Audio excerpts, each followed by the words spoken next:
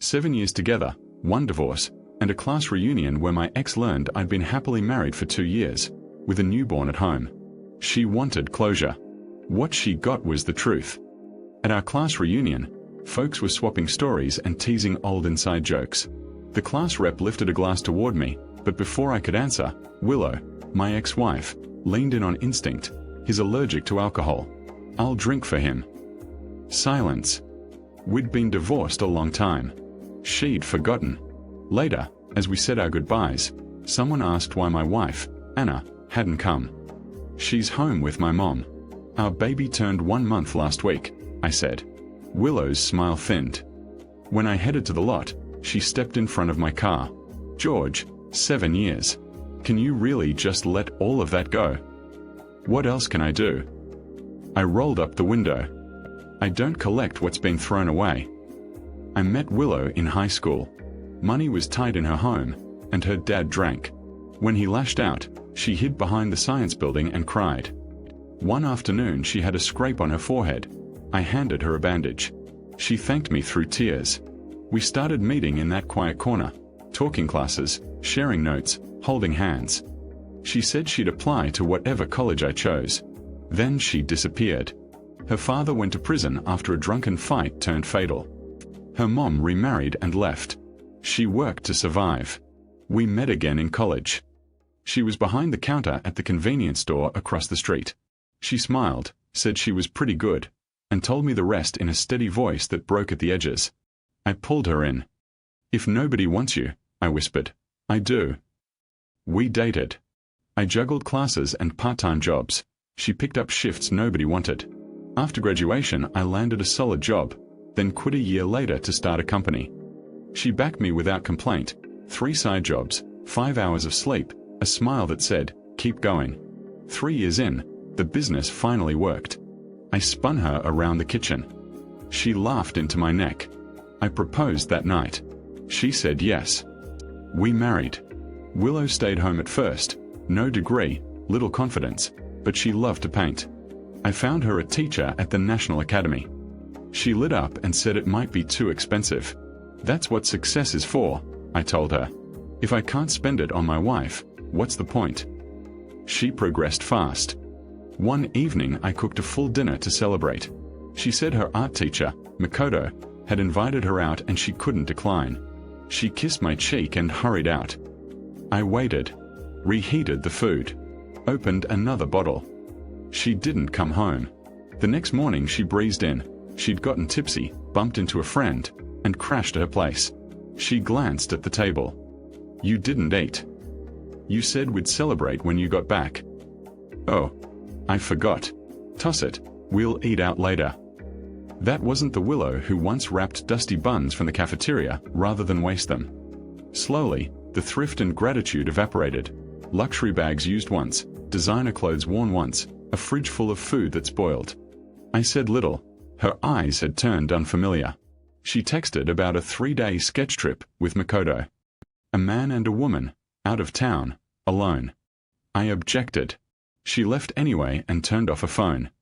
When she returned, she narrated the trip like a travel diary. His birthday cake, the late-night talks, a heavy flow, and the pads he bought her. The cashier thought he was my boyfriend, she said with a laugh. We should invite him over someday. He's been so good to me. Enough. I finally snapped. You're married. You keep spending nights out with another man and come home telling me the details. Don't you see how far this is? She glared. What happened to you? You used to respect me.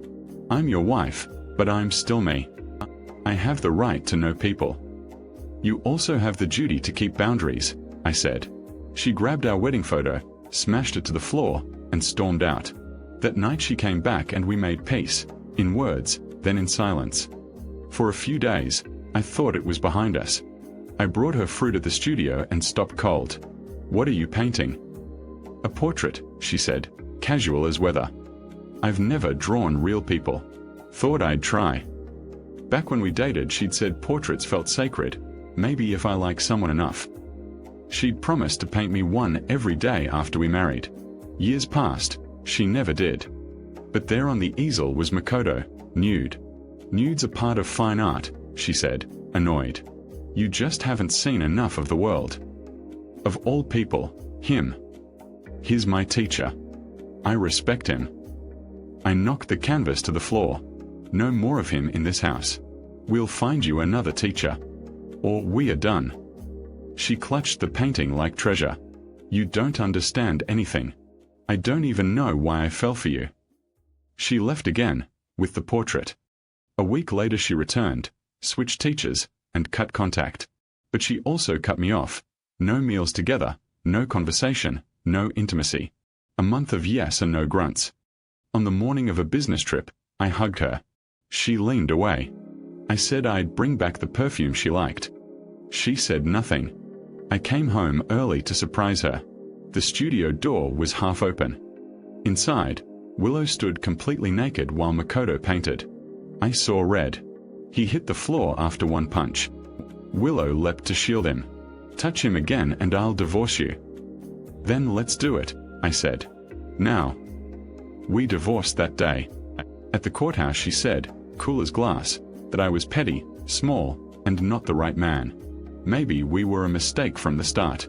I had no energy left to argue. Years later, at the reunion, people asked after my wife. Anna's home, I said. Our baby just turned 1 month. Afterward, Willow cornered me in the lot. How did you and Anna meet? Blind date. Oh, that makes sense. At a certain age, you settle. No, I said. I love my wife. I got in my car. She hurried beside my door. 7 years, George. What else can I do? I rolled the window up. I don't bring garbage back into my home. At home, Anna handed me our son, Lucas, and ladled warm fish soup. We traded small stories, the kind that stitch a life together. I hadn't had that with Willow. I do with Anna. Love isn't loud. It's steady. Let's go on a date tomorrow, Anna said. Mom offered to watch Lucas. Okay, I smiled. Just us. We walked into a neighborhood place, and there was Willow, arguing on the phone about a failed investment and an art show. I ignored it and sat with Anna. She ordered my favorites, rinsed my chopsticks the way she always does, and laughed about the time I hid a ring in a teacup and a stranger had to point it out. Willow approached our table with a brittle smile. What a coincidence. She introduced herself to Anna as a friend, then squeezed Anna's hand too long and too tight. Ever hear about George's ex-wife? She asked lightly, eyes on me. Then she turned back to Anna. He loved her first. Childhood sweethearts. No one will ever replace that kind of love. Anna stayed grace. Willow leaned in. I'm the ex-wife. Anna, I said, warning in my voice. Willow kept going, boasting about looks, career, and everything she thought made her better, offering to take in our baby if Anna would kindly step aside. Anna sikit.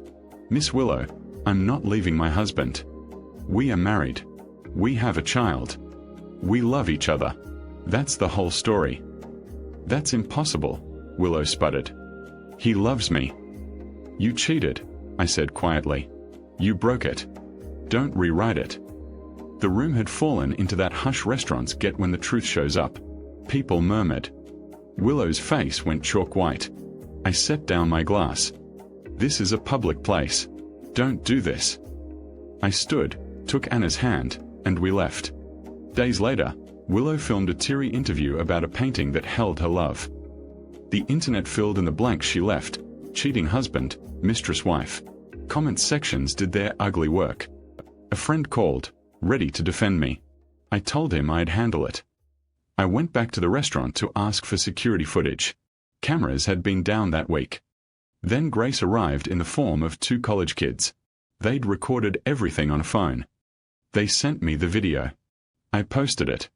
The public turned on a dime. The same feeds that crowned her a victim now called her what she had become, dishonest. Sponsors pulled out.